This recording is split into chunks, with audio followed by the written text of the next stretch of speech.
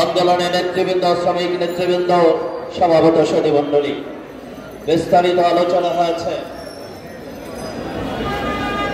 ট্রাম্পের বিজয়ের পরে আমরা বাংলাদেশ সহ বিশ্বের পত্রিকাগুলো দেখতে পাই আমাদের দেশ থেকে পলায়নকৃত সাবেক প্রধানমন্ত্রী এখন ইন্ডিয়ায় বসে দেশের স্বাধীনতা সার্বভৌমত্বকে নিয়ে যে বিনষ্ট করার জন্য তিনি প্রধানমন্ত্রী হিসাবে তিনি প্রেস নোট দিয়েছেন, এইটা ঠিক করেছে?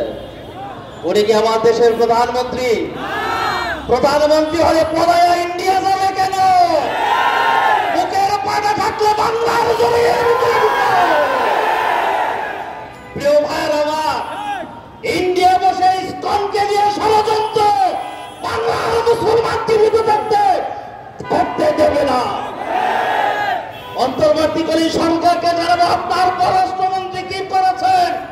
ইন্ডিয়ার প্রধানদূতকে ডেকে ঘৃণা এবং অভ্যর্থ করা লাগবে, তা না হলে সাহস না থাকলে ছেড়ে দেন, সাহস না থাকলে ছেড়ে দেন। ইন্ডিয়ায় বলবে তিনি প্রধানমন্ত্রী হলে ডক্টর ইউনূস সাহেব কি?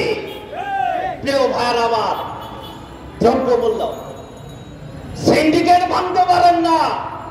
আইনমন্ত্রী বিদেশে যে পররাষ্ট্র দপ্তরের সেই সাবেক কর্মকর্তাদের সামনে তিনি লাঞ্ছিত হন, এদেশকে থেকে বার করে নয়।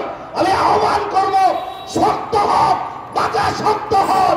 এই স্বৈরাচার যারা আছেন তারা দেশের মাটিন করতে পারবে না।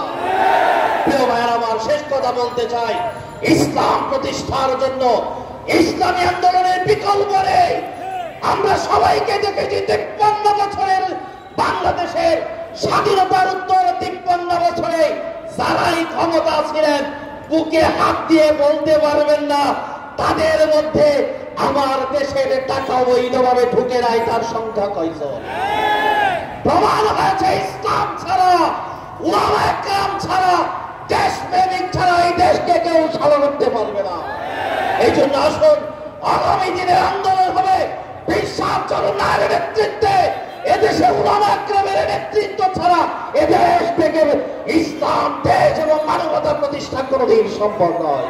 আসুন আমরা বিশ্বাস চরণের নেতৃত্বে জান দেব, মাল দেব, সবাই দিকে রাজি আছে আমরা। আল্লাহ রাসূল মিনাল্লাহি ওয়া ফাতহুল কারীম ওয়া বাশশিরিল মুমিনিন।